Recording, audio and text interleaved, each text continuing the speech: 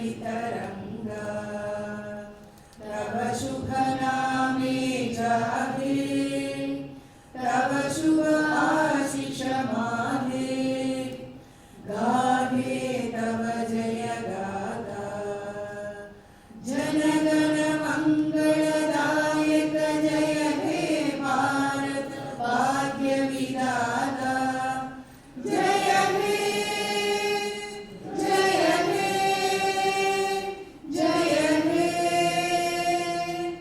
जय जय जय जय हे नुடுத்த நிலமடந்தை கெழிலொழுகும் சீராரும் வதனமென திகழ் பரத கண்டமிதில் தெக்கணமும் அது சிறந்த திராவிடனல் திருநாடும் தக்க சிறு பிறை நுதலும் தரித்தனரும் திலகமுமே அத்திலக வாசனை போல் அனைத்துலகும் இன்பமுற எத்திசையும் புகழ் மணக்க இருந்த பெரும் தமிழனகே தமிழனகே உன் சீரிழமை திறம் வியந்து செயல் மறந்து வாழ்த்துதுமே வாழ்த்துதுமே வாழ்த்துதுமே. திருவள்ளுவர் வாழ்த்து. வள்ளுவர் நாமத்தை வாழ்த்துவோம் வாரே. தீந்தமிழ் பாவலர் தெய்வ புலவர் வேடோ. தீந்தமிழ் பாவலர் தெய்வ புலவர் வேடோ. திருவள்ளுவர் நாமத்தை வாழ்த்துவோம் வாரே. தேனிலும் இனியனல் திருக்குறளை தேனிலும் இனியனல் திருக்குறளை திதிக்கும் செந்தமிழில் வடித்தோன் வானறிவன் திருவள்ளுவர் நாமத்தை வாழ்த்துவோம் வாரே. கல்வியை கல்கின்றார் ஒழுக்கத்தை உயிர்கின்றார் காலத்தை வென்றினம் நெஞ்சத்தில் நின்றவர் நெடியோ. திருவள்ளுவர் நாமத்தை வாழ்த்துவோம் வாரே வாழ்த்துவோம் வாரே. Thank you.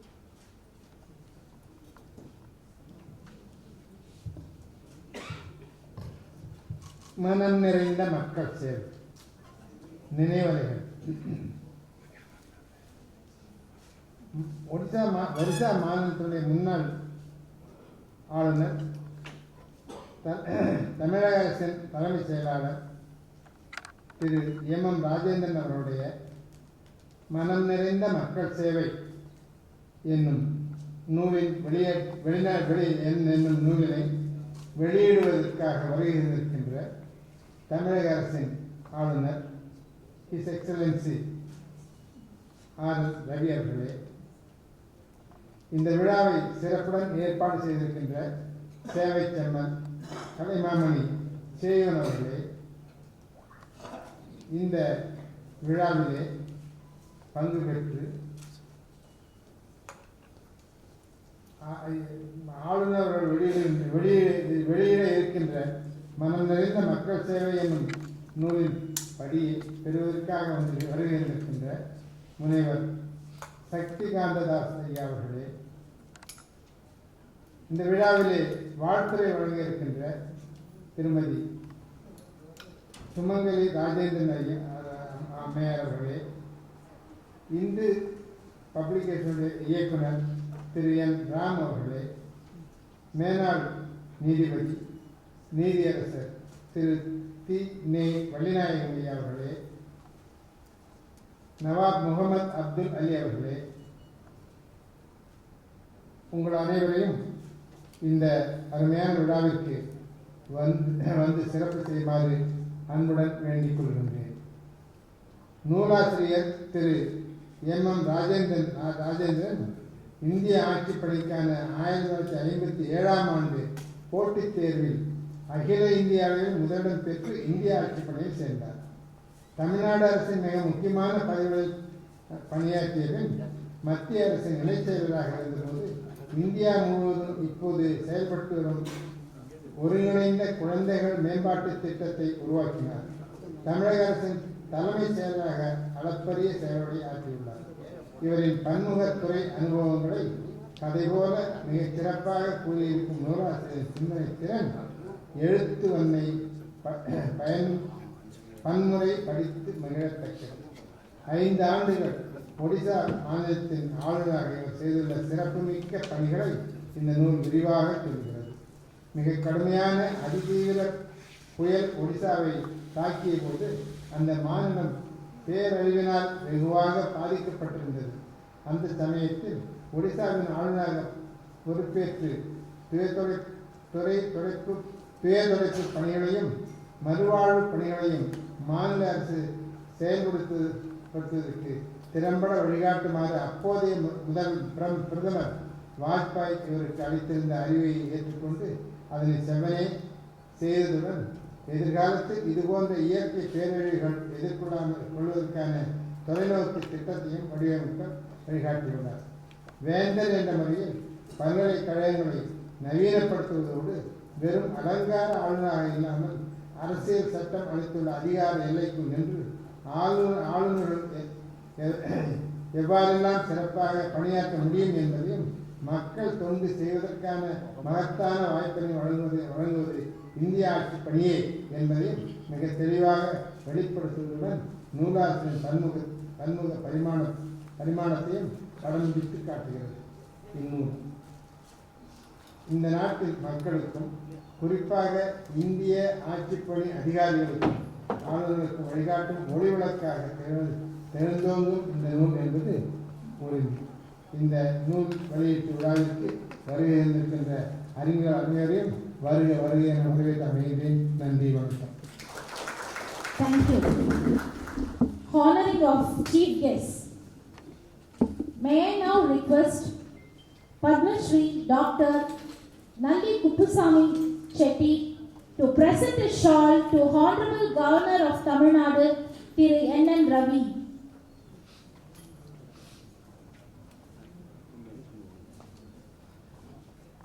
Honorable Governor of Tamil Nadu, Thiru R.N. Ravi, is being honored by a shawl by Padma Shri Dr. Nalli Kuppusamy Chetty to Honorable Governor of Tamil Nadu.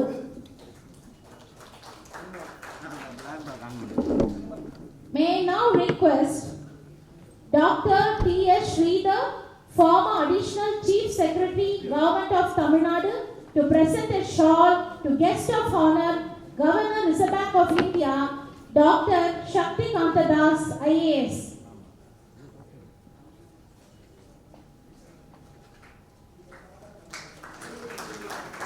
May I now request MD Repco Bank Srimati R.S. Isabella to present a memento to guest of honor.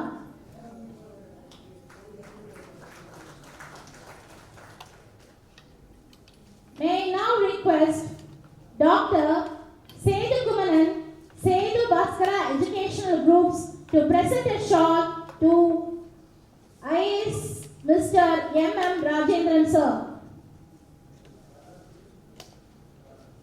May I request Dr. Rajeshwari Murugan, former GM, BSNL, to present a memento to Thiru M.M. Rajendran IAS.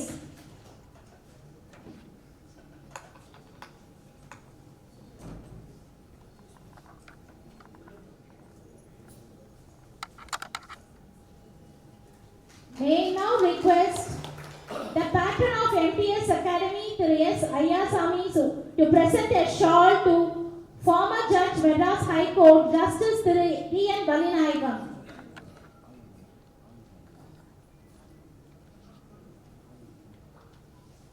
May I now request Treasurer of MTS Academy, Thiru S. Kumara Guruparan, to present a memento to Honorable Justice.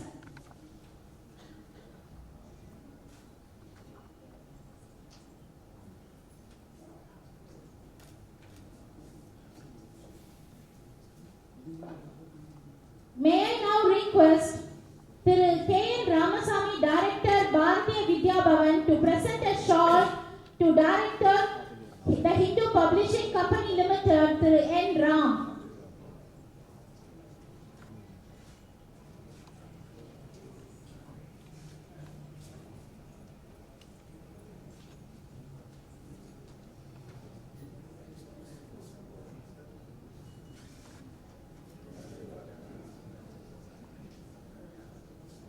Request Director General, National Institute of Wind Energy, Government of India, Dr. K.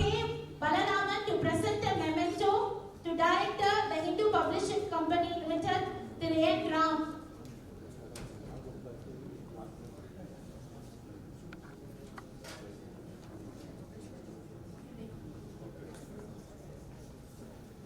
May I now request Director Bharatiya Vidya Bhavan, Thiru K. N. Ramasamy sir,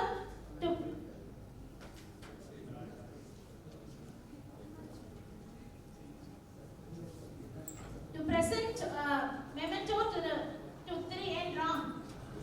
Okay. So,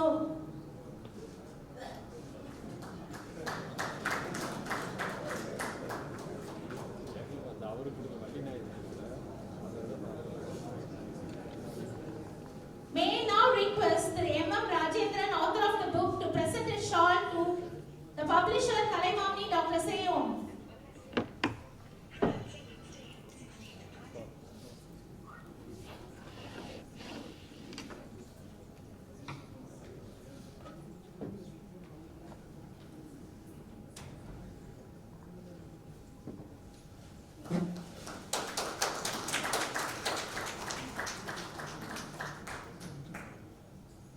May I request the Honorable Governor of Tamil Nadu to present a memento to the publisher.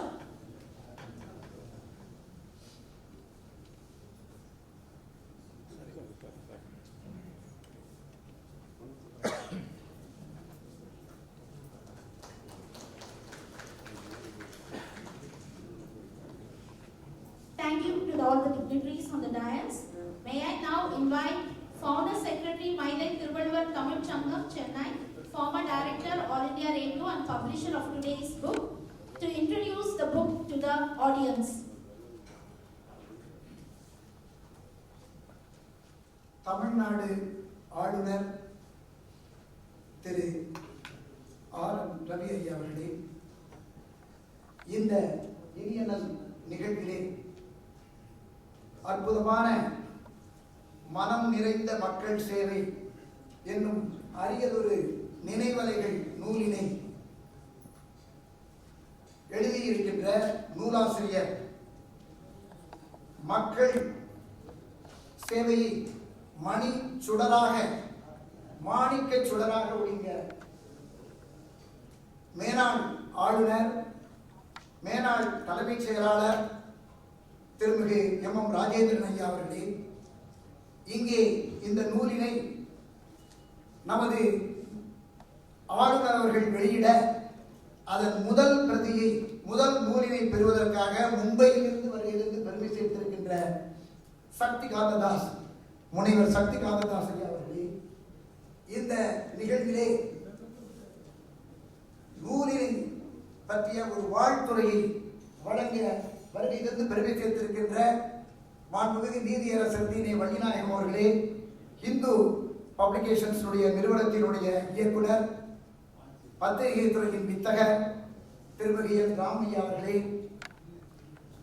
இங்கே அமெரிக்காவிலிருந்து வருகை தந்திருக்கின்றார். இதே இந்த ஒரு நல்ல நாளினை ஒட்டி நமது நூலாசிரியருடைய திருமகள் திருமதி ஜெயக்கர் அவர்கள், சுமங்கலி ஜெயக்கர் அவர்களை வாழ்த்துறை வழங்க வந்திருக்கின்றார்கள். அவர்களுக்கும் அவர்களையும் மற்றும் இந்த அரங்கிலே பல்வேறு ஆளுமைகள், பல்வேறு துறைகளில் இருந்து வந்திருக்கின்றார்கள். அனைத்து பெருமக்களுக்கும் பணிவான வணக்கத்தை சொல்லி, மனம் நிறைந்த மக்கள் சேவை இது ஒரு தமிழாக்க நூல் தான். இதனுடைய மூல நூல் சர்வீஸ் அன்இன்டரப்டட். 2 ஆண்டுகளுக்கு முன்னால் ஆங்கிலத்தில் நமது நூலாசிரியர்கள் எழுதியிருக்கிறார்கள். 2 ஆண்டுகளுக்கு முன்னர் ஆங்கிலத்தில் வெளிவந்த அந்த நூலின் தமிழாக்கம்தான் இன்று இங்கே வெளியிடப்பட இருக்கின்றது. ஏன் இதை சொல்லுகின்றேன் என்றால், நமது நூலாசிரியர் அவர்கள் தான் ஆங்கிலத்தில் எழுதிய நூல் ஆங்கிலம் படித்தவர்களுக்கு மட்டுமே சென்று சேரும், தமிழ் மக்களுக்கு கடைக்கோடியில் உள்ள இளைஞர்களுக்கும் அது தமிழ் மொழியில் சென்று சேர வேண்டும் என்ற வேணவாவில் இந்த மொழியாக்க நூலை செய்யும்படி வேண்டினார்கள். அவர்களுக்கு எங்களுக்கு ஒரு நல்ல ஒரு வாய்ப்பை கொடுத்தார்கள் மயிலை திருவள்ளுவர் தமிழ்ச்சங்கம். குறிப்பாக சொன்னால், மயிலை திருவள்ளுவர் தமிழ்ச்சங்கம் 37 ஆண்டுகளாக உள்ளுவதெல்லாம் உயர் உள்ளல் என்னும் உயரிய நோக்குடன் அறிவியலையும் மொழியியலையும் இரு கண்களாக கொண்டு மனித வளத்தை மூலதனமாக்கி நாட்டு மக்களுக்கு அர்ப்பணிக்க வேண்டும் என்ற முறையில் தன்னார்வ தொண்டு நிறுவனமாக செயலாற்றி கொண்டிருக்கிறது. இந்த நிறுவனம் நல்ல 70 நூல்களை வெளியிட்டிருக்கிறது. இது 71வது நூல். இந்த மொழிபெயர்ப்பு நூல் மாணவர்களை சென்று சேர வேண்டும், இளைஞர்களை சென்று சேர வேண்டும். அதுதான் இந்த நூலினுடைய நோக்கும் போக்குமாகும். நமது நூலாசிரியர் அவர்கள் 1957 இந்திய ஆட்சிப்படியில், அதாவது அனைத்து இந்திய அளவில் முதலிடம் பெற்ற பெருமகன் என்று எண்ணி பாருங்கள். தமிழ் மீடியத்தில் படித்து எந்த பயிற்சியும் பெறாமல், இப்பெல்லாம் ஐஏஎஸ்க்கு நிறைய ஆயிரக்கணக்கில் செலவழிச்சு லட்சக்கணக்கில் செலவழிச்சு பரீட்சை எழுதி அதுவும் பாஸாக போயிடுறாங்க. இவர் அந்த காலத்தில் எந்த பயிற்சியும் பெறாமல், அதுதான் அவருடைய முயற்சி. எண்ணியாங்கு எய்திப எண்ணியான் திண்ணியராக பெறும் என்ற கருத்தில் அவர்கள் இளம் வயதிலேயே, சரி, இந்த சிந்தனை அவருக்கு எப்படி வந்தது? தந்தை கொடுத்த மந்திரம். அவருடைய தந்தையார் சொல்கிறார், நீ அதாவது மக்கள் சேவை ஆற்ற வேண்டும் என்றால் இந்திய பணி ஆட்சியில் நீ இணைய வேண்டும், அதற்கு உன்னை தயார் செய்து கொள் என்று அவங்க அப்பா கால்நடை மருத்துவர் வல்லுநர். கால்நடை மருத்துவர் அவருடைய இளம் வயதிலேயே அந்த விதையை விதைக்கின்றார். எல்லா தந்தைமார்களும் அவர் ஒரு பையனுக்கு விதைக்கத்தான் செய்கிறாங்க. ஆனால் எத்தனை பேர் அதை பின்பற்றுகிறார்கள் என்பதுதான் முக்கியம். ஆனால் நமது நூலாசிரியர் அவர்கள் தந்தை சொல்மிக்க மந்திரம் இல்லை என்ற அந்த வாக்கிற்கு இணங்க தந்தையார் சொன்ன கருத்தை மேற்கொண்டு அதே சிந்தனையில் மிக அற்புதமாக முயன்று பல இடையூறுகள் இருந்தால் அதையெல்லாம் தகர்த்தறிந்து ஐஏஎஸ்ஸில் முதலிடம் பெற்றிருக்கிறார். தமிழ் மீடியத்தில் படித்த அவர். அதுதான் நீங்க இங்கே குறிப்பாக நீங்க எடுத்துக்கொள்ளுதல் வேண்டும் அன்பர்களே. அதாவது அந்த எந்த வகையான இடர்பாடுகள் வந்தாலும் சரி, அதையெல்லாம் மீறி இந்த புத்தகத்தில் ஒரு சிறப்பு என்னன்னா 3 பகுதியாக பிரிக்கலாம். 49 அத்தியாயங்கள். முதல் 3 பகுதிகள் அவசியம் ஐஏஎஸ் படிக்கின்ற இளைஞர்கள் எல்லாம் படிக்க வேண்டும். அவர் எப்படி தமிழ் மீடியத்திலிருந்து ஆங்கில மீடியத்துக்கு சுற்ற பண்ணாங்க, ஒரு பெரிய கதை. அதை ஒரு கதை மாதிரி சொல்லியிருப்பார். அது வரலாறு அல்ல, வரலாறாக இருந்தால் தன் வரலாறு தான். அது இருந்தாலும் அதை சுவையோட ஒரு புதிய நாவலை படித்தது போல. இந்த நூலை ஒரு முறை படித்து ஒதுக்க தந்தது அல்ல, பலமுறை படித்து சிந்திக்க தந்தது, எப்போதும் படித்து இன்புற தந்தது. அது முதல் 3 சாப்டர். அது மட்டுமா, அடுத்து ஒரு 16 சாப்டர். நான் இப்ப பேசினா நேரம் காலாங்கதி ஒரே இன்னைக்கு 1 நிமிடத்தில் படிச்சிருந்தேன். 16 சாப்டர். 2வது பகுதி என்ன? அதாவது இந்திய ஆட்சி பணியில் சேர்ந்தது முதல் பணி ஓய்வு பெறும் வரை 16 பகுதி அத்தியாயங்களில் அவருடைய சாதனைகளை, அவர் எப்படி அந்த ஆட்சி பணியில் பயிற்சி பெற்றார், அந்த ஆட்சி பணியை எப்படி தொடர்ந்தார், தன்னுடைய சக ஊழியர்களை எப்படி பழகினார், அவருடைய மேலாண்மை திறன் அனைத்தும் வெளிவந்தது. அது அடுத்து இன்னொரு 30 அத்தியாயங்கள் பாருங்கள். 16 அவர் கட்டமைப்பு. அதுதான் ஒரு நூலாசிரியருடைய சிறப்பு. அது மட்டுமல்ல, மிச்சம் உள்ள 30 அத்தியாயங்கள்ல அவர் ஒரிசாவில் எப்படி ஆளுநராக இருந்து நல்லாட்சி நாயகராக விளங்கினார் என்பதை நிறுவியுள்ளார் நமது நூலாசிரியர் அவர்கள். அன்பர்களே, தெய்வப்புலவர் திருவள்ளுவர் சொல்லுவார், அதாவது இணர் ஊழ்த்தும் நாரா மலர் அணையர் கற்றது உணர விரித்துறையாக இருந்தார். தான் படித்ததை பிறர் மனத்தில் பதிய வைக்கும் வண்ணம் யார் நன்றாக எழுதுகிறார்களோ பேசுகிறார்களோ அவர்கள்தான் வாசமுள்ள மலருக்கு சமம். அத்தகைய வாசமுள்ள மலர் தான் நமது நூலாசிரியர் மக்கள் மனம் நிறைந்த மக்கள் சேவை என்ற நூலினை எழுதியுள்ள நூலாசிரியர் மாணிக்க சுடராக இந்த நூலை படிப்போர் மனத்தில் ஒளிகிறார் என்று நாம் சொல்ல வேண்டும். இத்தகைய நல்ல நூலை அதை யார் வெளியிடுகிறார்கள்? நாள்தோறும் நாளிதழில் நாம் பார்த்தால் புன்னகை பூக்கும் முகத்துடன் நமது ஆளுநர் அவர்களுடைய திருமுகம் அங்கே தெரியும். அற்புதமாக ஒவ்வொரு கூட்டத்திலும் பேசி எண்ணற்ற இளைஞர்களையும் பேராசிரியர்களையும் துணைவேந்தர்களையும் நெறிப்படுத்தி வழிப்படுத்தி தான் என்ன நினைக்கிறோமோ அதை செய்ய தூண்டும் அளவுக்கு அத்தகைய நல்ல சிறந்த நற்றமிழ் நாவலராக விளங்குகின்றார் நமது மாண்புமிகு ஆளுநர் அவர்கள் திருக்கரத்தால் இந்த நூல் இங்கே வெளியிடுவது சாலச் சிறந்தது. அவர்கள் இந்த நூல் இது ஒரு வாடா மலர் அல்ல, இது அதாவது வாடும் மலர் அல்ல, வாடா மலர். இந்த மலர் மலர்ந்து மனம் பரப்பும். காலை அரும்பி பகலெல்லாம் போதாகி மாலை மலர்களில் நோய் என்றாகி இல்ல, மாலை மலர்ந்து மனம் பரப்பக்கூடிய அற்புதமான நூல் என்று சொல்லி அத்தகைய நூலை வெளியிடுவதற்கு எங்களுக்கு அனுமதி வழங்கி அது இந்த இடத்தை கொடுத்து அற்புதமான முறையில் பேருதவி செய்திருக்கின்ற மாண்புமிகு ஆளுநர் அவர்களுக்கு மயிலை திருவள்ளுவர் தமிழ்ச்சங்க அன்பர்கள் அனைவரின் சார்பாக நெஞ்சார்ந்த நன்றி கூறி விடைபெறுகிறோம். இனி ஆளுநர் அவர்கள் இங்கே இந்த நூலினை வெளியிடுவதை நாம் அனைவரும் கண்டுகளிப்போம்.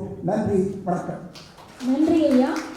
இப்போது ஆளுநர் அவர்கள் நூலினை வெளியிட இந்திய ரிசர்வ் வங்கியின் ஆளுநர் டாக்டர் சக்தி காந்ததாஸ் அவர்கள் முதல் நூலை பெற்றுக் கொள்கிறார். Honorable Governor of Tamil Nadu will be releasing the book and the first copy will be received by Dr. Shakti Kantadas.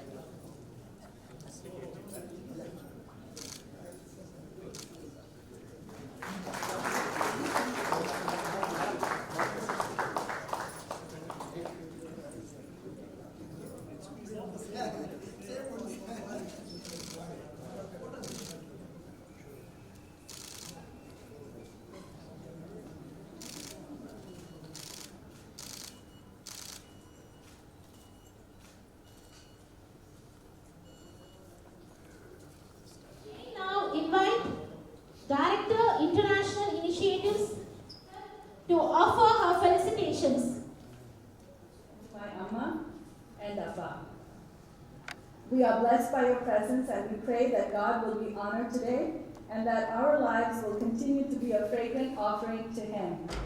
We are here to celebrate Appa's book release in Tamil, Service Uninterrupted. The Bible says that God marked out our appointed times in history and the boundaries of our lands. God called Appa for service in India for such a time as this. He shaped his character and developed his faith in him so that he could complete the tasks that God set before him.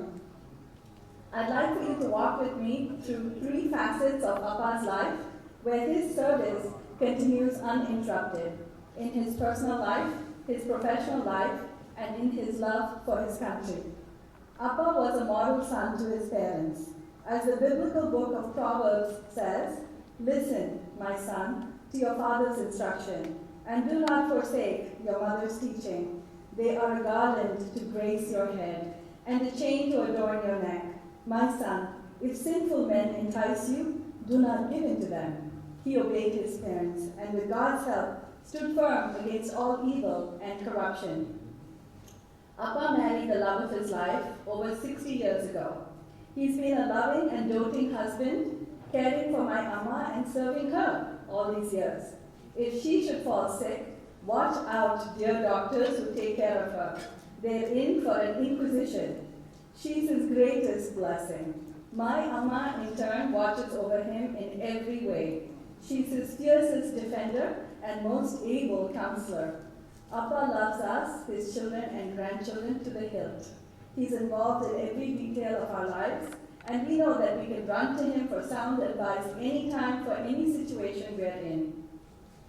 If there's a motto for Appa's professional life, I would sum it up with this verse from the Bible: "Do justice, love mercy, and walk humbly with your God.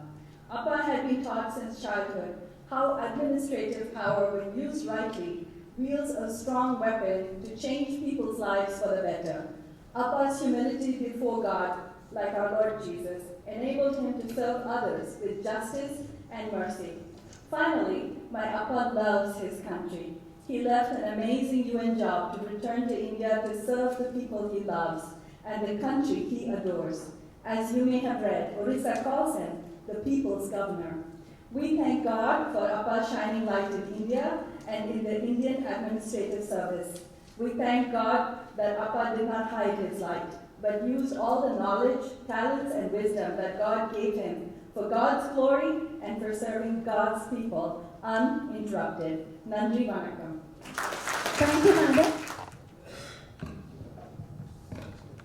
Governor of Tamil Nadu, Mr. Ravi, former governor and author of this book, Mr. Rajendran, former governor, Mr. M.K. Narayan, governor of the Reserve Bank, Justice Aldinayakam. If I address all the distinguished people here, that will take up half my 4 minutes, so I'll simply address you as friends. It's a pleasure to be here to felicitate the author and his offering. I've read the book in English, service uninterrupted, and it has come up in Tamil translation, which I think the author himself has vetted and corrected and so on. So I look forward to reading that as well. The English book was published 2 years ago by Haranand, and it's of great interest. It's about a journey willingly and wholeheartedly undertaken. Mr. Rajendran was born in a middle-class family, devout Christians, his grandmother particularly being devout, and a family of simple habits but high values. Father, a veterinary surgeon, mother, a trained teacher, and it is clear that there was strong affective support from the family right through all their lives. And that, I think, has been continued into the present, imparted to the present generation. What is notable about the growing up years is what can be called school hopping, because of the father's job in government service was constantly on the move, transferred. And it's amazing that somebody who changed schools so often, schools of different quality, different methods and so on, schools offering different kinds of instruction. I think through all this, he maintained his balance and emerged as a brilliant student, topping every conceivable exam at every level, right up to the IAS. That story, I think, is pretty well known, including the university exam. Interestingly, he came across one negative trait in some, I don't want to name these schools, but apparently private tuition was given in a particular school, and students who did not opt for it, or rather did not pay the private tuition fees, were discriminated against. And once the young boy Rajendran told his mother, or told his father, and I think he went to investigate and found that that was true, and immediately he was taken out of school and homeschooled. I think this homeschooling for a couple of years was a very vital element in his academic upbringing or intellectual upbringing. But going through a variety of schools of uneven quality, I think was quite an experience. The other thing that comes out in the early years is those who could not afford education, those who could not afford to eat well, nutrition and so on, the idea of free meals to school, which eventually evolved into the midday meal scheme for which Tamil Nadu is famous, I think that made an imprint on the young Rajendran. And this saga of schooling is quite interesting, and then went to the Madras Christian College. And interestingly, there was a real choice for the future. He loved physics, he also liked mathematics. He had a choice of going for an honors course in physics at the Madras Christian College, and then an honors course in chemistry in the Presidency College, Madras Presidency College, and surprisingly, he turned down admission to the IIT Kharagpur. Why?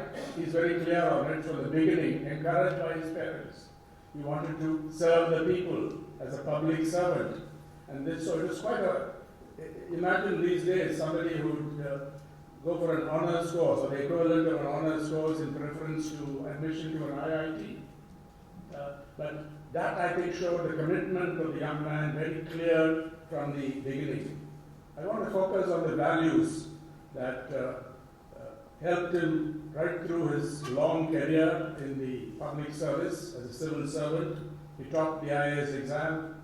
He was clear that he would not go for the Indian Foreign Service. Apparently, Prime Minister Jawaharlal Nehru wanted to put a little bit of pressure on those who topped the exams, the competitive exam, to go for the IFS because diplomats were in great demand and supply was quite scarce.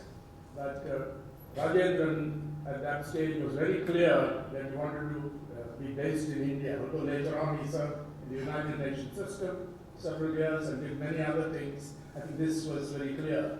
So the grounding in our realities, particularly in small towns and rural areas, the interest in rural development, in meeting solving the problems of ordinary people was a very important part of these values, fully supported, I think, by the family.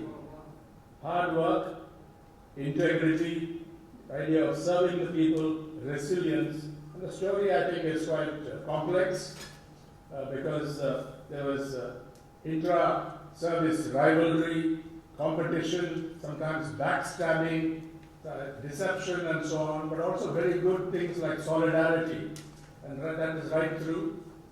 He also faced political pressures but dealt with them quite calmly. He was known to be a very strict and perhaps even a stern man in the IAS, but always fair and just. He had certain, he suffered some setbacks in the sense he should have been cabinet secretary and was not. He was moved from post to post at times, but also had happy experiences of working with top political leaders like Kamaraj, especially Chief Minister Kamaraj, Chief Minister Karunanidhi, a short time with Chief Minister MGR, not much of an experience with Chief Minister Jayalalitha, but also good experiences with Prime Ministers, in particular Prime Minister Rajiv Gandhi, problematic tenure of Prime Minister P.V. Narasimha Rao, but became governor when Prime Minister Vajpayee was elected. Two major achievements or experiences, responses to challenges, was one, the response to the Dhanushkodi cyclone of December 1964, and later as a collector, as a district collector, and later on the Odisha super cyclone of December 1999. The point here is people from the All India services as well as state services, young people who face such challenges have done remarkably well, as in my experience in the South, as we saw during the tsunami in December of 2004. People like Radhakrishnan and others, I think, followed in the same way that senior civil servants like Mr. Rajendran had worked out. So I think at the end of the story, you see that the journey has been extremely worthwhile. There were many accomplishments, there were challenges, and above all, there was courage, moral courage, and so on. Finally, I would say the fact that he came from a Christian family was a big advantage, because at that level, although they were not very wealthy and lacked many things, they were quite content with what there was, and this emphasis on learning, on education for lifetime benefits, I think made a big difference, because Christian institutions, particularly in the South, have done an outstanding job in serving the people through education. But also on the other side, very secular, and I want to end with this story. What is the name? How does the name Rajendran come into this Christian family? He was told by his father that before independence, his father was much inspired by Dr. Rajendra Prasad, who became the first president of India. So the name Rajendran comes from Dr. Rajendra Prasad, and in Tamil, of course, you can't say Rajendra, so it becomes Rajendran. So I want to wish my friend many more years in service outside any formal role, and I wish him and his family every success. Thank you, sir. May I now take the privilege of welcoming former Judge of Madras High Court, Honorable Justice T.N. Ballinayagam, to offer his felicitations.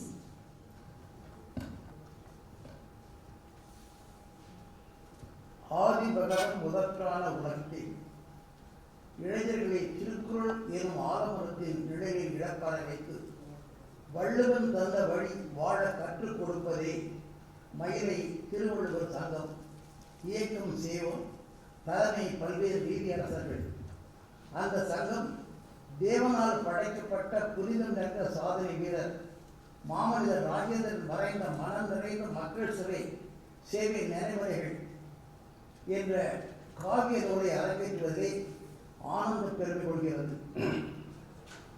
ஆன்மீகம், சோழர் பொற்காலம், வேத வியாசம் என்று இன்று வாழ்ந்து தமிழகத்தை ஆண்டு கொண்டிருக்கின்ற அருமைமிகு திரு ரவி மாண்புமிகு ஆளுநர் அவர்களே, அவர் உடனே கூட அமைந்திருக்கின்ற கல்வியா செல்வமா வீரமா என்று கேட்டார். கல்வியும் செல்வமும் தான் முக்கியம் என்ற ஆண்டு இன்று வளமான இந்தியாவை நமக்கெல்லாம் வழிகாட்டி இருக்கின்ற திரு சக்தி தாஸ் அவர்களே, நூலாசிரியர் பெற்ற அருமைகள் சுமங்கலி தந்தை புகழ் பாடி மகிழ்ந்திருக்க, பத்திரிகை உலகத்தோடு பல்வேறு பல்கலைக்கழகத்தை ஆண்ட துணைவேந்தரும் அலங்கரிக்கும் தர்பார் இது. அன்பால் இணை நட்பால் இந்த அவையினை அலங்கரிக்கின்ற நல்லோர் அனைவருக்கும் எனது வாழ்த்துக்கள், வணக்கங்கள்.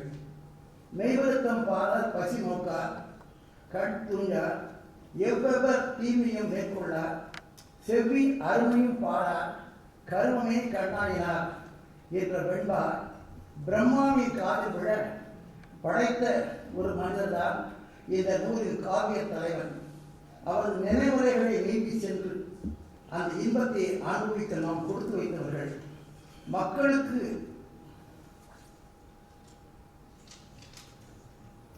மனம் நிறைந்த மக்கள் சேவை செய்யும் மனிதர்களும் செயல் வீரராய், சிந்தனையாளராய், பணி மலையாய், அன்றும் இன்றும் என்றும் வாழ்பவர் மாண்புமிகு எம்.ஆ.ப. ராஜேந்திரன். அந்த தேவ குழந்தை தமிழ்நாட்டிற்கு, பாரத தேசத்திற்கு, ஏன் உலகத்தையே கிடைத்த ஒரு கருவூலம். 49 அங்கங்களில் ஒளிவிடும் ரத்தன பறவைகளாக இணைந்திருக்கும் இந்த நூல் மலர் ஒவ்வொரு இளைஞனும் படித்து பயன்பெற்று உன்னத நிலை அடைய வழிகாட்டும் ஒரு திருவாசகம், பைபிள், குரான் என்று நிச்சயமாக நான் தீர்ப்புரை தருவேன். நூல் நாயகரின் ஆளுமை உணர்ந்த பெற்றோர் டாக்டர் மோபலி ராஜம்மாள் இவருக்கு ராஜேந்திரன் என்ற திருநாமம் இட்டு ஈந்த பொழுதில் மறந்து அவையத்து முந்தியிருக்க இவரது வாழ்க்கை பயணத்தை தொடங்கி வைத்தனர். விதை பிறந்த நிகழ்வினை நினைவு கொள்கிறார் நூலாசிரியர். மாவட்ட ஆட்சித்தலைவராக இருந்த ஒரு ஐஏஎஸ் அதிகாரி அவர் குதிரையை என் அப்பாவிடம் சிகிச்சைக்காக கொண்டு வந்தார். அந்த குதிரைக்கு என் தந்தையார் வெற்றிகரமாக சிகிச்சை செய்தார். நன்றி காட்டும் மனதில் இருந்த கலெக்டர் நான் என்ன செய்ய வேண்டும் என்று கேட்டிருக்கிறார். மருத்துவமனை பழுதுபட்டு இருப்பதை குறித்து என் தந்தை அவரிடம் கூற, கலெக்டரும் பொறியாளர் மூலம் சில நாட்களில் அவற்றை செய்து கொடுத்தார்.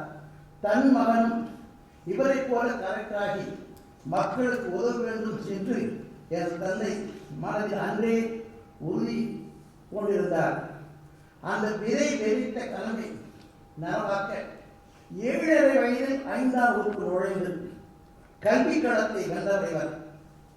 முதுகலை ஆராய்ச்சி படிப்பார் இல்லை ஐஏஎஸ்ஆ என்ற பொழுது ஆளுமையை தேர்ந்தெடுத்து வென்றார். அது விதை வளைந்து வளமான 2ஆம் தலை. 1957ஆம் ஆண்டில் இந்திய ஆட்சி பணித் தேர்வில் அகில இந்திய அளவில் முதலிடம் பெற்றார் என்பது வரலாற்று துவக்கம். பதவி ஏற்ற பின் இறையருளால் பிறந்த மாநிலமான தமிழகத்திற்கு ஆளுமை செய்ய பயணிக்கப்பட்டார். குமரி, விருதுநகர், தனுஷ்கோடி மாவட்டங்கள் ஆற்றிய பணிகளை போற்றி நிற்க வாடை சூழ்ந்த வடக்கு மாநிலங்களில் இவரது ஆளுமை வாகை சூடியது.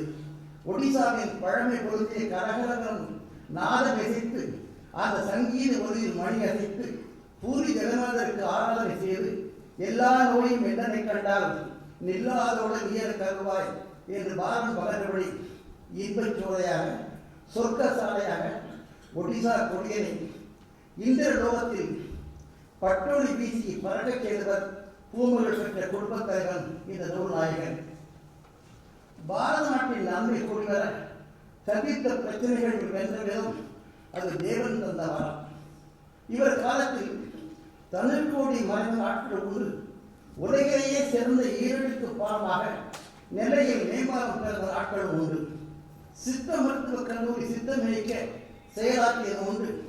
தொழிலாளர் ஆணையராக பொறுப்பேற்றவுடன் தொழிலாளர்களிடையே ஒற்றுமை பாலம் அமைத்து அன்பார் அரவணைப்பால சமாளித்து வென்ற கதை சொல்லவா? யூனிசெஃப் சென்று நின்று வென்ற முதல் தமிழ் செயல்வீரர் என்று பெருமை கொண்டவர். மகாராஷ்டிராவில் அங்குல் மாவட்டம் தங்கமன போற்றி வேண்டார். ஜார்க்கண்டை ஜெயித்து மகிழ்ந்தார். மேற்கு வங்காளம் மாலையிட நெகிழ்ந்தார். சென்ற இடமெல்லாம் சிறப்பு செய்து நல்லாட்சி புரிந்த தூயவன் என சாதனை புரிந்தார். மீண்டும் ஒடிசா அழைக்க சிறை மன்னிப்பு விதிகளை திருத்தி நீதி தவறாத அந்த மனுநீதி சோழ வழியில் தான் ஒரு தீர்க்க தரிசி என தெரிவித்து தண்டனை பெற்ற நிரந்தர சிறைவாழ் கைதிகளை தகுதி பார்த்து விடுதலை தந்து ஆளுநரின் கண்ணியத்தை காப்பாற்றினார்.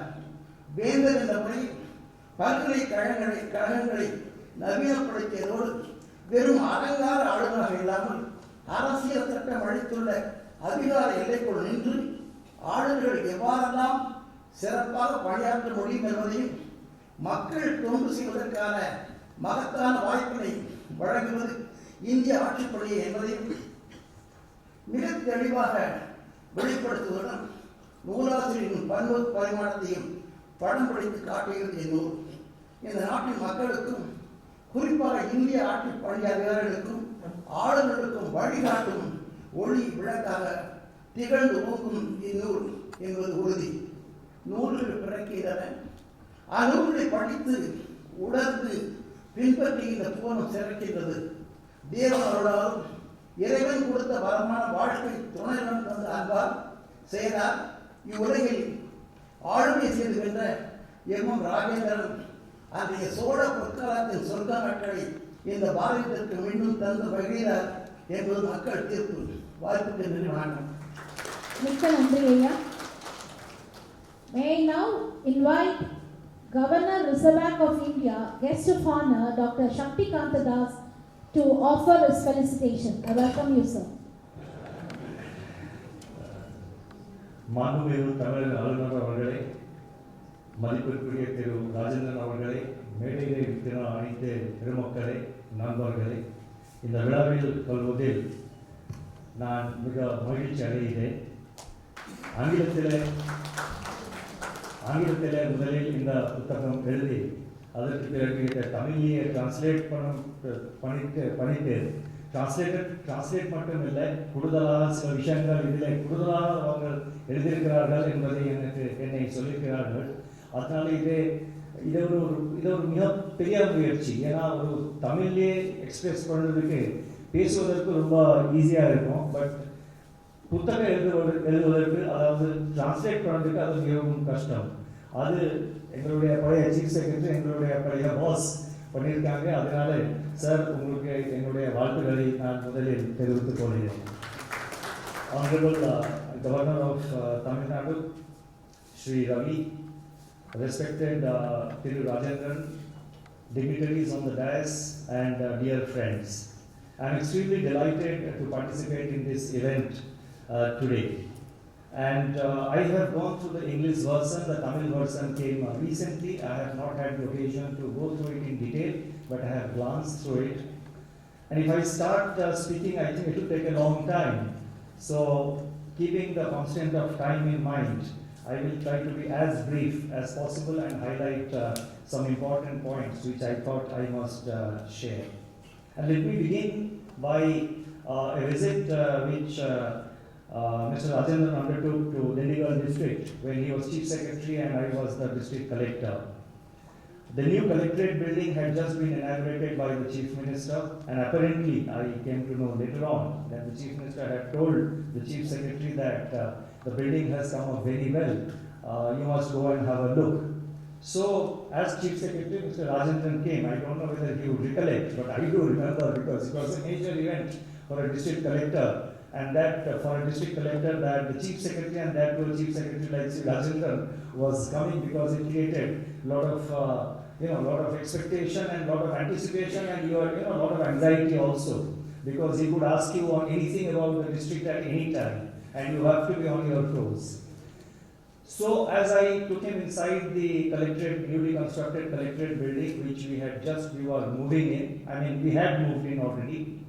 We had built up a very nice round-shaped, circle-shaped conference hall for the DDC meetings, the District Development Council meetings and other larger meetings. So he expressed his happiness, yes, this has come out well, this has come out well. Suddenly he paused and looked up. And there was a chandelier slightly bigger than the one which is there in this hall in the middle. So while he was appreciating, suddenly he took a pause. He says, but the construction is a bit lavish. So that was his way of bringing you down and keeping you on your toes.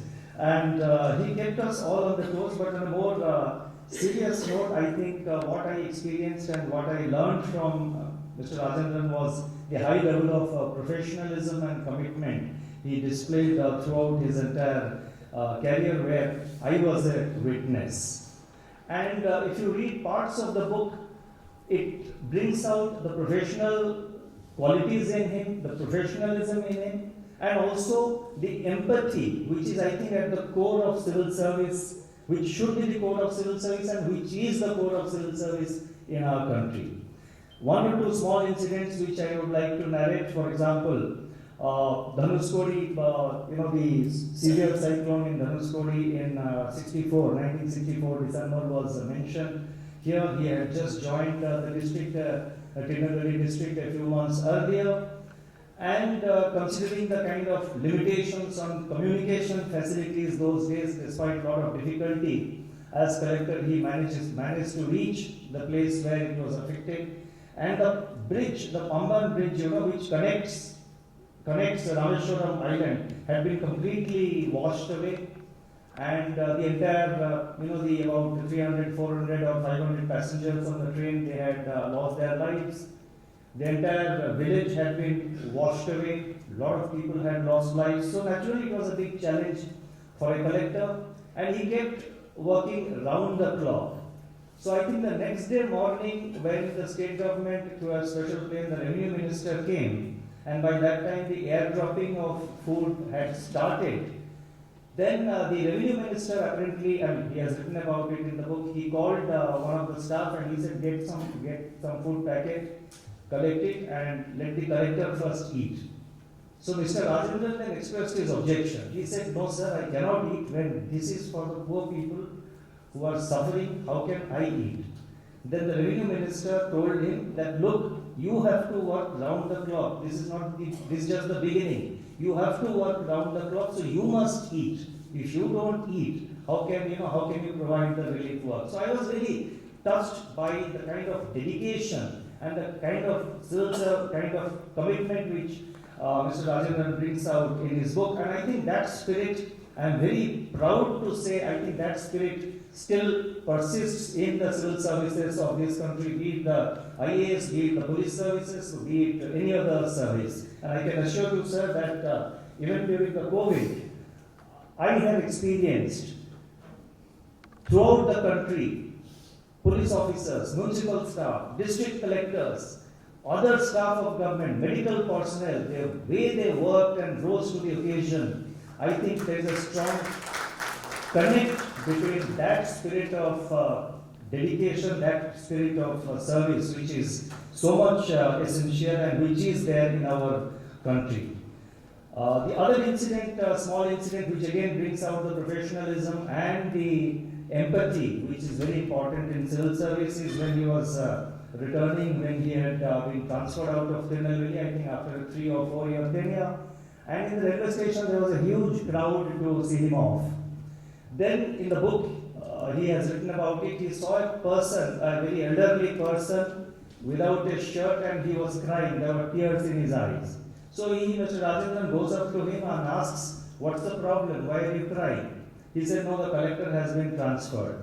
Now he did not recognize that indeed he was the person he was referring to. So he said, "What's your problem? I mean, officers come and go, collectors come and go. What's your problem?" He said, "No, sir." I mean, of course, he told in Tamil. He said, "No, sir. For several years, for many years, I have a land and I was applying for a patta. And all these years I was not getting a land patta. But this collector, when he visited our village, I had given him a petition and I got my land patta." And so what it brings out, and Mr. Rajendran writes about it, that he did not remember the incident of having received that petition. But I think where the professionalism comes out is that it is a role of the collector to tone up the district administration in a manner that grievances of ordinary people, common people, poor people are redressed without having to make multiple visits to the collectorate or to the taluk offices. That was the professionalism in toning up the district administration.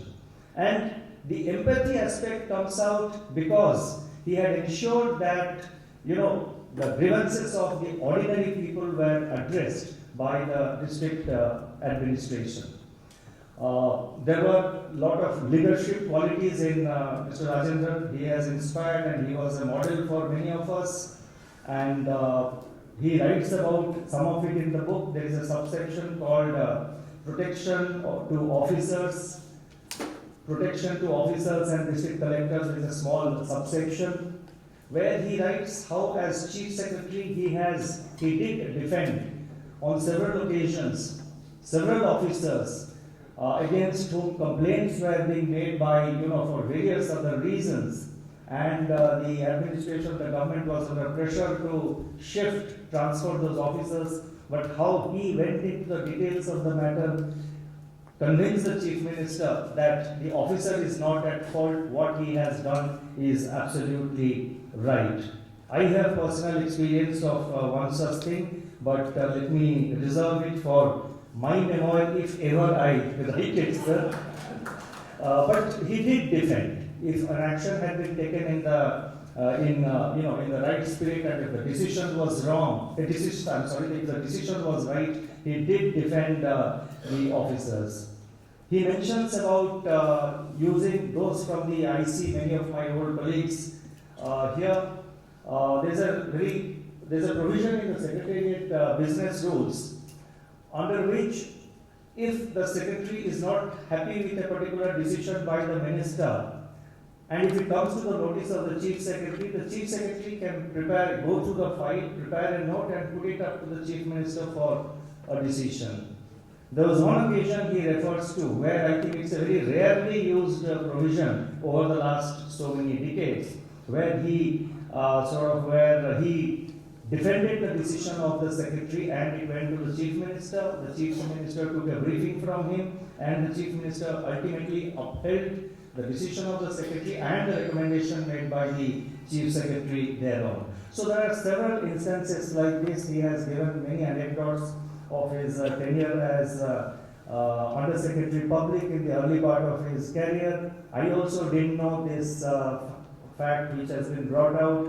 Earlier it seems the 26th January, that is the Republic Day parade, used to be held in the island grounds. And during his tenure as Under Secretary Public, because the island ground there were some problems, so it had to be shifted within a short time to some other place. And he explains how it was shifted to the Marina beach and near the Gandhi statue. And since then. When I joined the civil service and when I joined the IAS came to Tamil Nadu, I have seen that it was always held there. I didn't know this bit, that it was earlier held in the island grounds.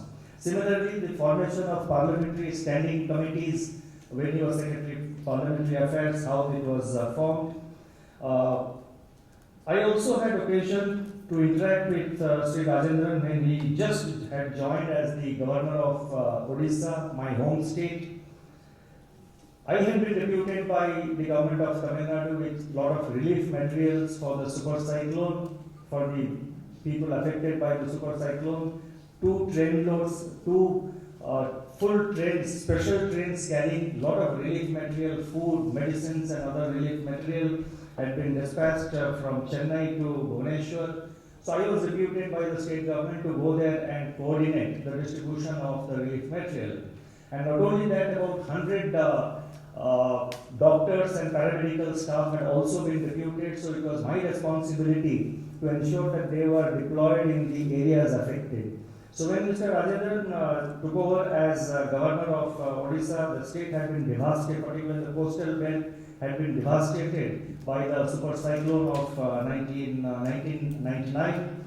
And by that time I had the opportunity of having gone around and seen the affected areas. We had positioned our doctors, distributed a lot of relief materials. So he had just taken over and I had the opportunity of meeting him, calling on him and briefing my assessment of the situation and my assessment of what was required. And in his typical style, he made a note of all the points. And since I was stayed on in the state for another 3-4 days, I did see a lot of action, a lot of action being taken on those points. Now I can go on, but in the interest of time, I think I took more time than I had initially budgeted for. But let me just say that a memoir like this is a model, is an inspiration for young students, aspirants who wish to join the civil service. It's also a good and excellent reading material for those who are in the civil service today, those who are working in the government. And when I say civil service, I just don't mean the IAS or the IPS. I mean down the road, the commitment and the professionalism which is necessary to enable all of everyone who functions in public life to sort of discharge his duties to the full satisfaction of the people and meet the expectations of our people. I would like to once again pay my respects and congratulate Sri Rajendran, our former boss, for having taken this initiative and writing this book. The book will also provide insights into how the administration in India has evolved over the decades. So once again, congratulations, sir. And I would like to thank the Honorable Governor, Tamil Nadu, for also hosting this event and also for presiding on this function, because I don't consider myself as a guest of honor, having been part of Mr. Rajendran's administrative team. So thank you very much to the Governor of Tamil Nadu. Thank you. Thank you, sir. May I now have the privilege of inviting Honorable Governor of Tamil Nadu to deliver his special address. I welcome you, sir. Most respected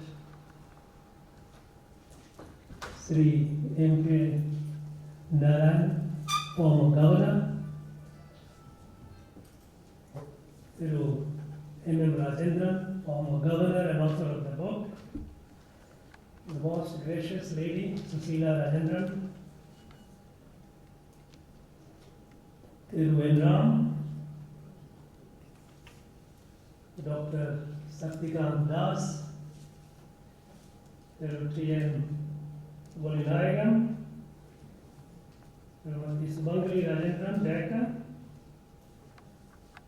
Kalai Mamani Dr. Shyam, distinguished invitees, gracious ladies and gentlemen.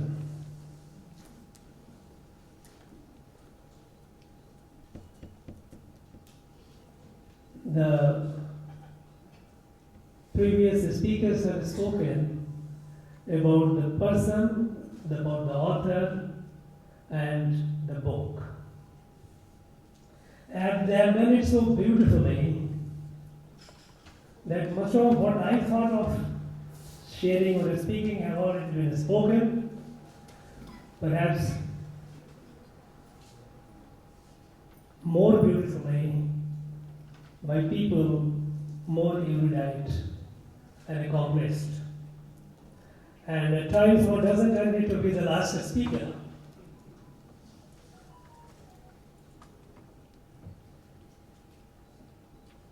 I have read the book, the English version of it. The book, it in many ways reflects the kind of person Mr. Rajendran is. Humble, full of humility, and yet deeply profound. A very, very softly spoken person, whatever I have known him, a gentleman par excellence. While reading the book, there were passages, quite a few, where I felt that these were the leaves taken out of the story of my own life. When I say this, I have no stretch of imagination. I am trying to insinuate that I am as accomplished a person as Mr. Rajendran, but his struggle in the childhood, his ability to, his power to dream big and not letting his dream getting limited by the modest circumstances of his upbringing.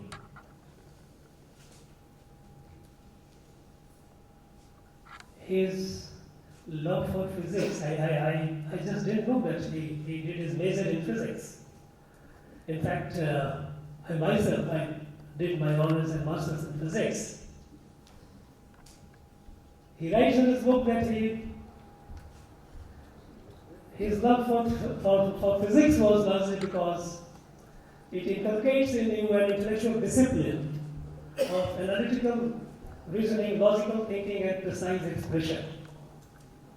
For me, it was love for the sake of love, because the forces of nature, the way they operate, and that's what physics describes, is so fascinating that I was hugely attracted by its powerful magnetism. Even the passages while he was in civil service and subsequently holding the given editorial assignment. Of course, in his over 4.5 decades of public service, the 5 years of given editorial assignment has taken almost half the book, and I learned that while he was serving as the governor of Odisha, he had taken notes, but the earlier period, it was mostly rummaging through the layers of memories.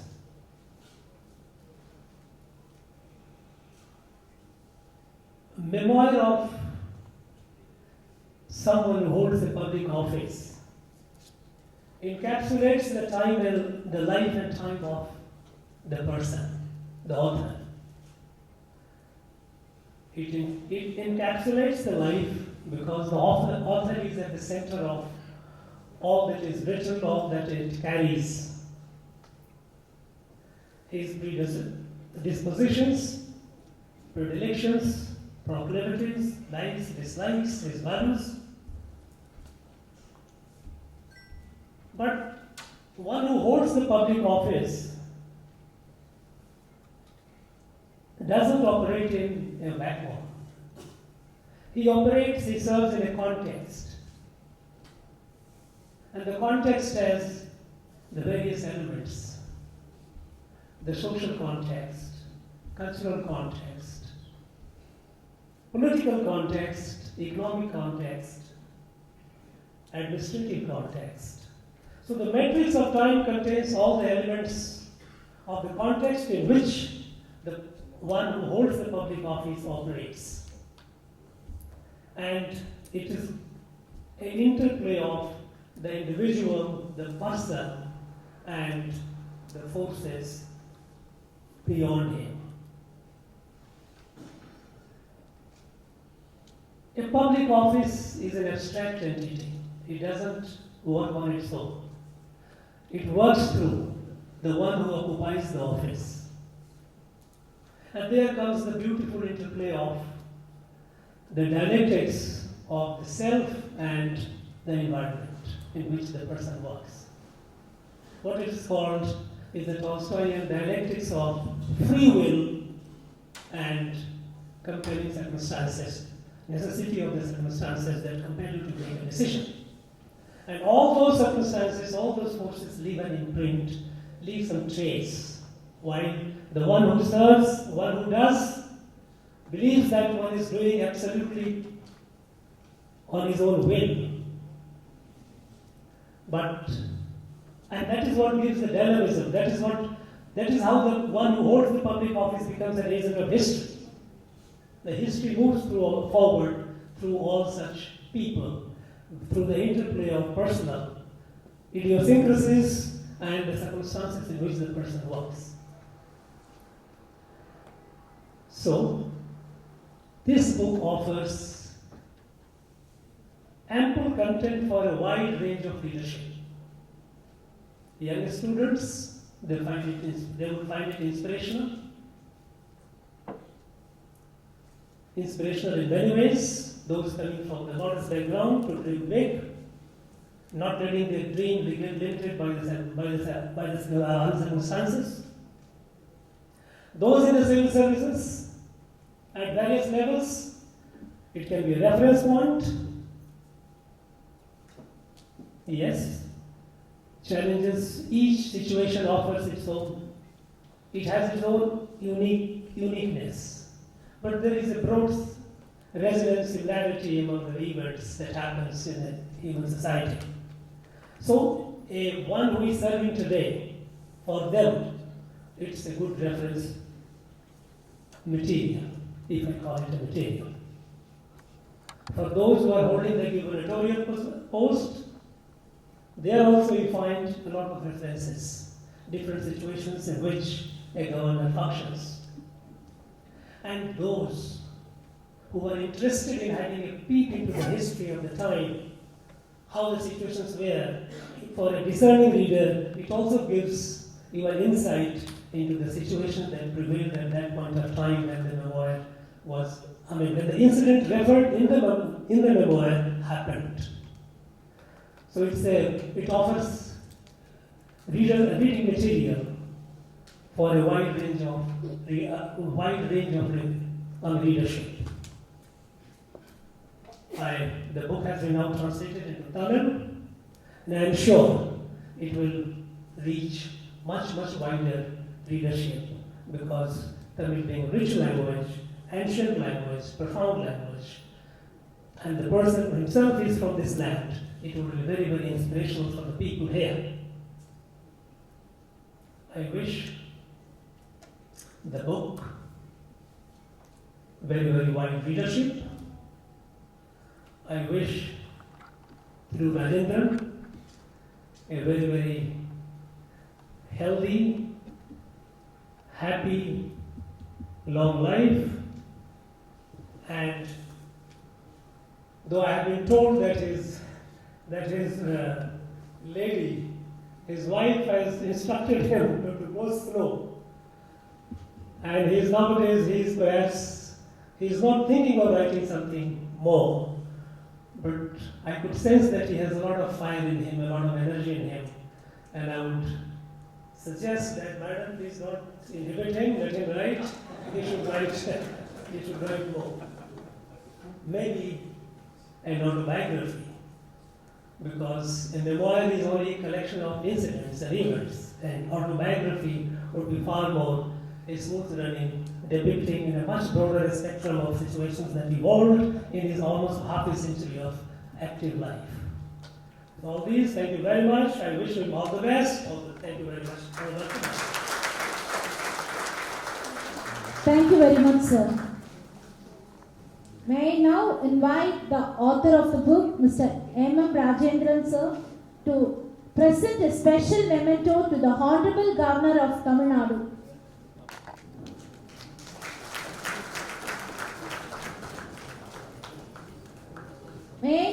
invite the publisher Dr. Seyon to present a special memento to Dr. Shakti Kantadas, guest of honor.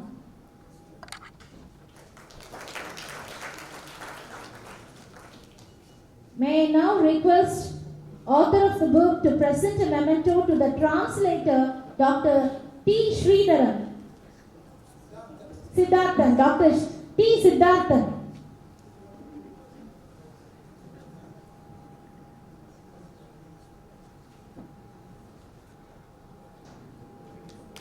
Dr. T. Siddharthan, the translator, is receiving a memento from the author of the book.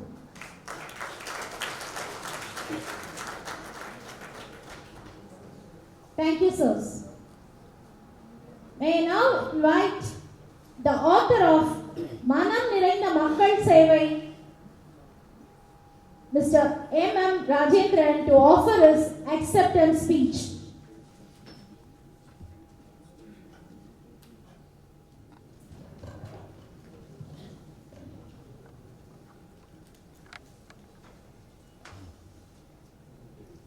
Honorable Governor of Tamil Nadu, Thiru Vanan Ravi,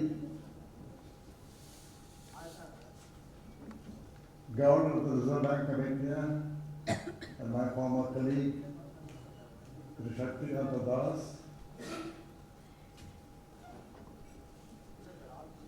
Lady Governor of Tamil Nadu was kindly agreed to be present here.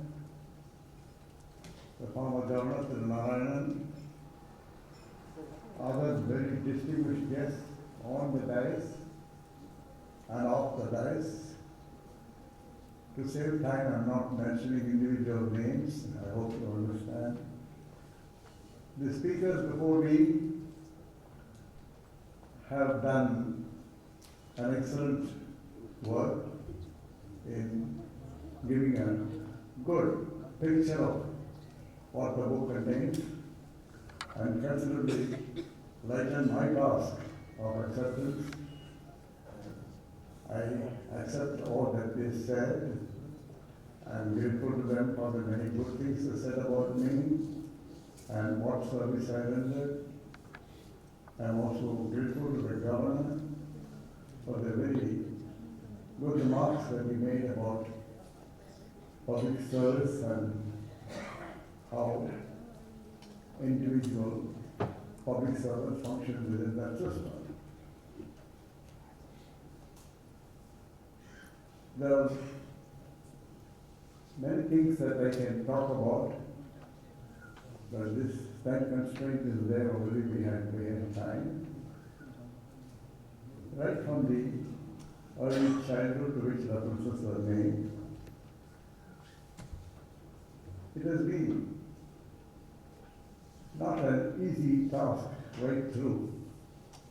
Many times I had to rough out many problems in personal life as well as in my studies, as was referred to in hopping of schools from one to the other, and in the middle of the academic year. Those days the government was so insensitive to the needs of their officers that they would not make transfers to the end of the academic year, but do it in the middle. So anyway, we overcame all that with the help of my mother, who was a teacher. My whole schooling for the first 2.5 years helped me to join the 5th standard at an age of 7. And that was after I wrote a test, because I didn't have a transfer certificate. So the school to which we went in a new place said that we had to put him through a test and see where he will fit in. Surprisingly, they said 5th standard. So that gave me a big advantage in age. In a way, it became also a disadvantage because I couldn't write my matriculation exam. I could write, but they would declare the results for 1 year or not join the university. I could join only the year after that. And similarly, it gave me also a lot of time to prepare for the IAS because I was underaged for writing the IAS immediately after I finished my honors. These times, and sometimes they come as disguised blessings, sometimes so many new opportunities. And opportunities have to be grabbed when they come. They are not human opportunities. The main principles that guided me were, number one, you have to do hard work to achieve. Nothing comes easy. And this is something I learned from my parents. Hard work, and secondly, focused on what you want to achieve, your target. See, when I was preparing for the IAS exam, there were many things going on. That time the State Bank of India was making its first recruitment after the Imperial Bank was taken over as State Bank. And they were recruiting the first batch of probationary officers, which gave definitely an opportunity to rise to very high levels. And I was selected for that. A temptation. And I asked them, if I get IAS, would you leave me? They said, no, you have to give a 5-year bond. I said, in that case, I'm not taking it. A decision taken by me with inspiration from my mother, saying I can do it, do the IAS, don't worry about this time. For a person to take it at the time when I lost my father, I had only a mother whose health was not particularly good, and nobody else to really stand by us. But still, we are guided by the Lord, and we took the decision. And it was indeed a surprise when it was told to me that I was getting the top rank. In fact, those days I didn't even have a radio. They used to announce the first 15 names in the list in the radio. And I was quietly sleeping in my room in the hospital meant for staff members. I was in the time staff of the college. My head of the department, whose house was about 1 kilometer away, walked all the way and came and knocked at my door and said, come on, we were sleeping, Ronald is there in the air. So, in fact, I knew I could do reasonably well, but I wasn't really sure I could get the proper rank because it all depends on how others do. Anyway, that is a blessing. And right through these principles of hard work and focused attention, healthy, and with the Lord's guidance at every step. The first posting I got in government when Kamaraji was chief minister. He happened to come to the place where I was undergoing training in Punjab and asked about me to the collector. And collector paid the encomiums about what I was doing and my background, etc. So immediately Kamala decided that I should take him from my own constituency sub-collector. So I went to sub-collector Sivakasi, in which Kamala's constituency was there. That made it that almost every month the chief minister would come to my division and spend at least 2 days. Gave me a lot of opportunity to come with very close contact with him. So he became my mentor. And we have had, very surprisingly in those days, for a young sub-collector to argue with the chief minister. In one case I cited that instance of how he was misled by somebody and he was finding fault with my collector and myself. And he wouldn't even allow us to explain. I said, okay, nothing we could do at this mood of the chief minister, I kept quiet. The collector just ran away. So when we started our tour, usually in those days the collector would sit next to the chief minister in the car. Not in today's situation. The chief minister is asking, where is the collector? Not to be found. And I was standing there. I said, you get in. So I was sitting next to the chief minister, I was going out to the villages. Then I asked him, sir, can I explain something? Solluga. See, you were very angry this morning about some representation somebody had made about the collectors, a collector all being anti-Congress and having done some things against the interest of the ruling party. You know, sir, the fact is, the person who complained, who was the president of the Double Congress Committee, had asked for a revolver license. And he had been convicted of attempted murder and grievous hurt and had gone to jail for 5 years and had just come out of the jail and he applies for a revolver license after a couple of months. Now, how can we give it to this man? So the Tahsildar had reported against and I announced it. The collector turned down. This is the situation and he comes and he doesn't tell you this incident, but he makes a complaint that the officers were working against the party because he happened to be a Congress committee president. Immediately I could see the facial expression changing. Then he said, "Is character something wrong?" I said, "Yes, sir, you can verify." And then we had lunch in one of the villages, and Kamala's way of expressing, saying I'm sorry, is to take special care of me in the lunch. Sometimes you call it water, not very other water. I listened to him. And after the lunch was over, his practice was, he would always sit in the veranda, for a few minutes to hear public grievances. And this person who had complained against me was also standing there, without knowing that I had already explained everything to this here. So he called him and said, is it a fact that you were convicted and you went to jail and you have just come out and you applied for a revolver license? He would give a reply. Solluga, Badal Solluga. The second time asked, he didn't reply. It means he is admitted, he couldn't deny. And what he said was, don't come to me, see me hereafter.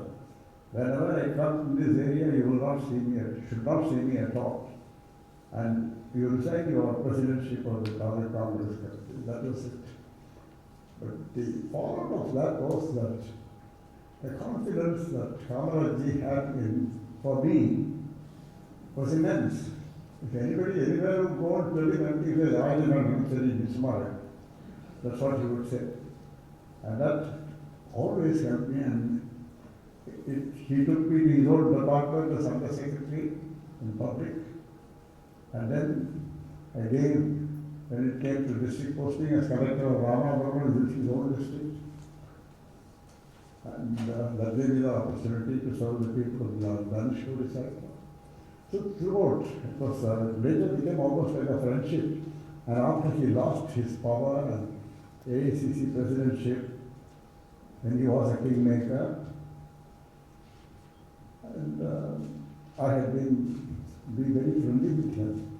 I looked after him and he had an accident in Tirunelveli, for which he was very grateful. And later, after he lost power, I used to go and meet him in Tirunelveli Road. Once when his mother died, I had known the mother also. So, Kamala was very happy. He said, "You over 8 years after that, I was there." When his mother died, what he said. And I said, "Sir, இதுக்கு வந்து பார்க்க ஆட்டி என்ன நியாயம் இருக்குது? Mother இறந்து போனப்போ வந்து உங்களை பார்க்க முடியுமா?" So when he saw, இல்லை அதை பற்றி இல்லை, இந்த வெளியே பார்த்தீங்கன்னா இந்த வெள்ளை சட்டை போட்டிருக்காங்க, அவ்வளோ பேர் போலீஸ்காரங்க எல்லாம் போய் சொல்லுவாங்க, இவர் வந்து பார்த்து போனால் ராஜேந்திரன் வந்து கேமராவில் பார்த்து போனால் உங்கள் கெரியருக்கு வாங்க கிட்ட அஃபெக்ட் ஆகிடும், அதனால தான் சொல்கிறேன் அப்படின்னு. இல்லைங்க பரவாயில்ல, மதுரை கோயம்புத்தூர் பார்க்கறது சொன்னால் பரவாயில்ல. அது he was so courteous, he came right up to the car to see me off. That was the man. And that same friendship continued, and just about 2 weeks before he died, I was with him. And he said, "Enna udavu eppadi irukku?" Nallave illa. So I was having the electricity board that time. A doctor said, "Mandala somebody was பார்த்துட்டு இருக்காரு, ஆனால் எனக்கு ரொம்ப பிடிக்கலப்பா, போகிறேம்மா" அப்படின்னாரு. So after the emergency, he lost interest. And he thought that this is not a time anymore. Anyway, sorry, I didn't want to take so much time in this. There were so many other incidents we can talk about. But as governor, it was a big opportunity that was given to me by Vajpayee. When he found out that injustice has been done to me, not giving my cabinet secretaryship, before that, when my turn came, I had all the qualifications, but for some inexplicable reason, various things were done which resulted in my not getting it.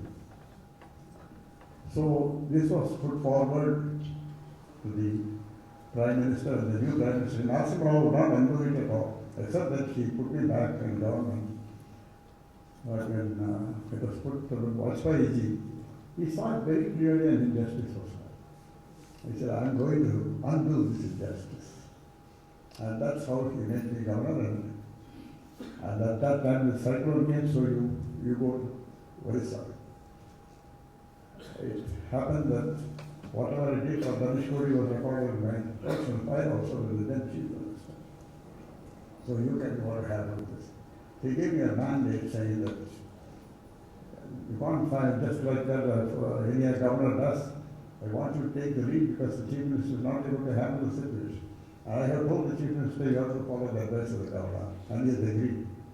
So you will take responsibility for it and do it. So really rehabilitation. So I went and saw him later.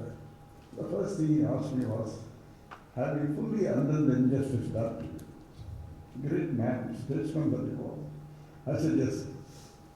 He said, "Anything more we can do?" "No, nothing more. You have already done more than that." So, and then I used to give periodical report, and whenever I asked for a time, we would always see. And though if you give me 15 minutes, we used to spend much more time than that, sometimes half an hour, 40 minutes, and asked about everything. And he was so happy that not only just relief and rehabilitation that I did, I prepared the state for the disaster preparedness. That is, in future, how to face such a disaster, because Orissa is disaster prone. So, at my request and initiative, a disaster preparedness plan was prepared, particularly with the involvement of the community. And this stood them in good stead, because subsequently,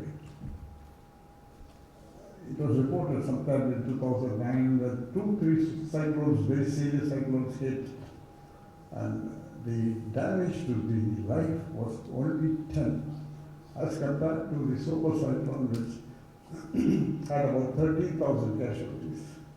Whole villages were washed away, and people did not have a place to take shelter except to climb on trees. So here we had constructed cyclone shelters all along the coast. In fact, I did it through the Red Cross. So similarly, a lot of other preparedness plans involving community was done. And all that helped in preventing such disaster. And I must say, throughout, the government fully cooperated with me. And when they see that I have no personal agenda, I am doing something for the people, the government was very happy to cooperate. Even in universities, because Orissa Universities Act gave me a lot of authority to do things. I used it only for the benefit of the people, because the universities were all having outdated syllabi. Nobody cared. And we believe that the convocations are not held, and degree certificates were not given for 9 years. And many people were having temporary certificates. And people who went abroad suffered a lot. So all that had to be cleared, this law had to be revised. The Vice Chancellor's conference was held. In fact, it became so popular that the government started sending their representatives, the Secretary of Higher Education would come and attend. And then he went to the next Vice Chancellor's conference, the Minister of Higher Education himself attended. And I met a lot of complaints against UGC. When to Delhi, I called the UGC chairman. He said, "No, I'll come and see you." I said, "You come and see me, but more importantly, I would like you to attend the next Vice Chancellor's conference." He said, "Yes, sir, we'll do it." And he came. I told the Vice Chancellor, "Now you face the chairman of the UGC. Ask him whatever you want. You are again complaining to me about the UGC." And then he said, "You could have not been giving completion certificates. How can I release the funds?" And things became much better after that. Well, all this, I don't want to take more of your time, but I must say one thing very clearly. Whatever I could do, it would not have been possible without the full support of my wife. She's so self-effacing, doesn't go about making any statement, but of solid support to me at times, difficult times particularly, and even sometimes some important decisions have to be made. Sure, it's my sound box and I would see when you are in a high position, I'm sure, and badly out, you are a lonely person. There are many people to whom you can turn for real, objective advice in your interest. And that role she fulfilled beautifully. So, let's thank God for giving me to her. And next month we are going to complete 63 years together. So, for all, whatever I could do, and I think our speakers have said more things than what I deserve. I'm grateful to them.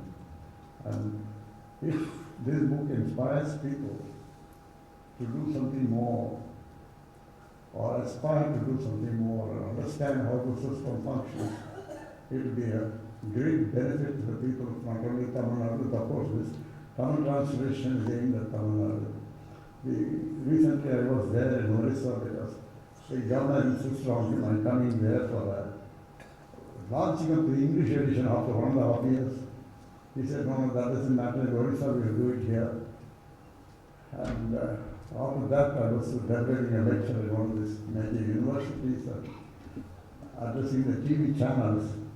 At that time the TV channels were asking me, "Sir, we know you have given a lot of advice. How much has the government gone by that, accepted it?" And immediately the Vice Chancellor who organized it said, "Don't ask political questions." But I said, "No, give it to me, I will handle them."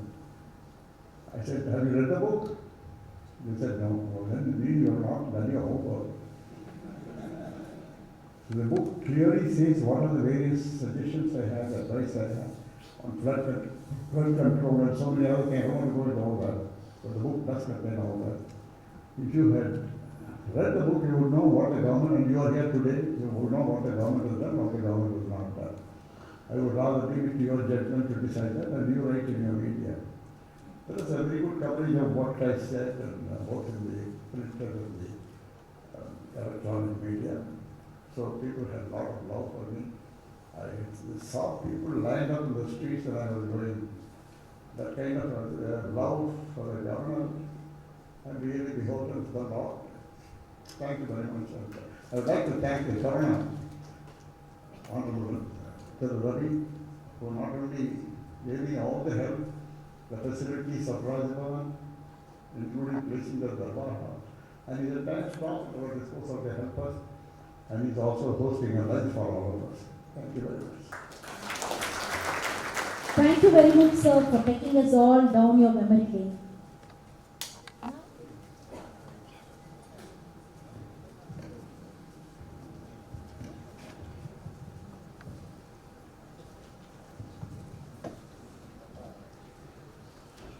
அனைவருக்கும் வணக்கம்.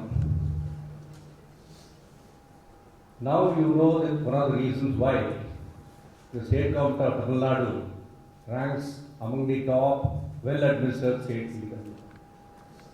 It is because of role models like Sri Rajendran, under whose tutelage and able guidance Dr. H.P. Kandas, Vivek Harinarayanan, Chandramouli and a lot of other civil servants here, we've all been tutored and groomed under his able care and guidance. I had many similarities with this telegraph also. We both studied in MCC. We joined our first job as tutor demonstrator. I was collector in Virudhunagar when he was sub-collector. Those days the subdivision was as large as the district. So he was a sub-collector there. And we were collectors when he was the chief secretary, full 3 years, beginning with the governor's rule, then we had the DMK rule in between, and then again the governor's rule again. And in all these 3 years period, we had excellent guidance, support, and cooperation from the head of the government. As has been correctly pointed out by the Honorable Governor, a memoir is a non-fictional literary genre wherein the author narrates his milestone events and significant achievements in a personal narrative. Sri Rajendran has captured all the important milestones in his lifetime, both personal and official, and made the book a very interesting read. In fact, in many places, it reads like a novel.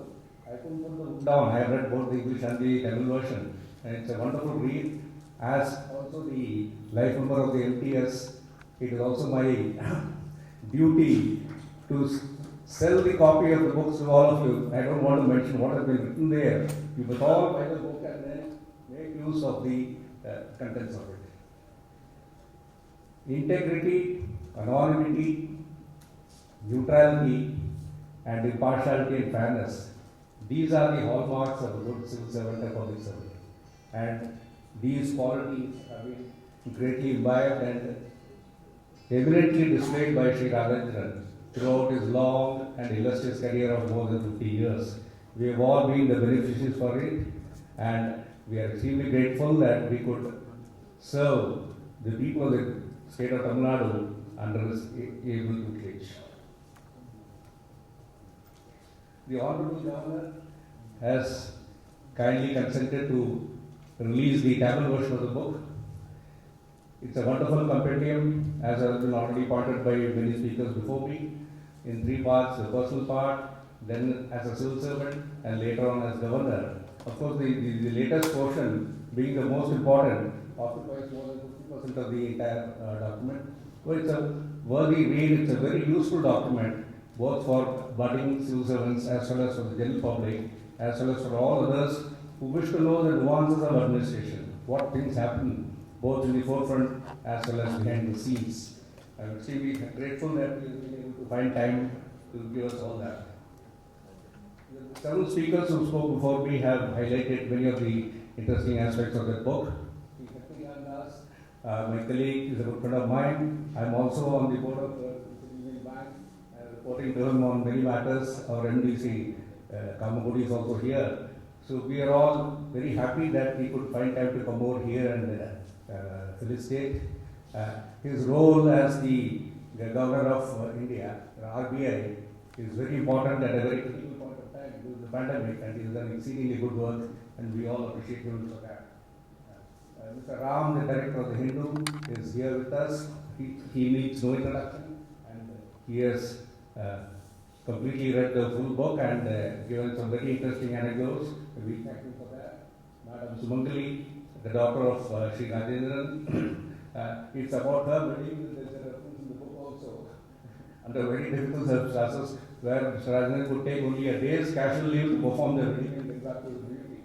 That's the kind of stress under which she was, but yet it all happened. Thank you, sir, for your nice felicitation. And Mr. Chevan, of course, is the lifeblood and the heartthrob of the MPS. He has released more than 70 books, and every week, in fact, every day there is some event or the other on the Zoom program. So I am quite scared of him many times because I am not able to participate in any of that. At the same time, I wish to compliment him for this wonderful effort. It's a great initiative, and I am sure the book will be well received by everybody. Thanks to Mr. Patil. He's been very kind and gracious, very supportive, and we are extremely happy that you've been able to grace this occasion and also to spare. Then I go to work in translating it. He's a well-known personality, and we are happy that all of them have done this work very well. Overall, it's been a great experience working with Mr. Rajendran, and I hope he and Madam Governor and Madam Rajendran, Mr. Rajendran, they are all good friends of ours. I clearly remember several visits to Madurai and Devardhanagar and asking for homemade coffee from a place. My wife is also here, she remembers. So to that extent, we've developed a good relationship over the years, which has been very, very beneficial to all of us. And once again, I wish to thank all the participants, all the guests, the invitees. எங்களுடைய அழைப்பிற்கு இணங்க இங்கே வந்திருந்த அனைத்து நல்ல உணவுகளுக்கும் என்னுடைய மனமார்ந்த நன்றியும் வணக்கத்தையும் தெரிவித்துக் கொள்கிறேன். நன்றி, வணக்கம். Thank you, sir. Can we all rise for the national anthem?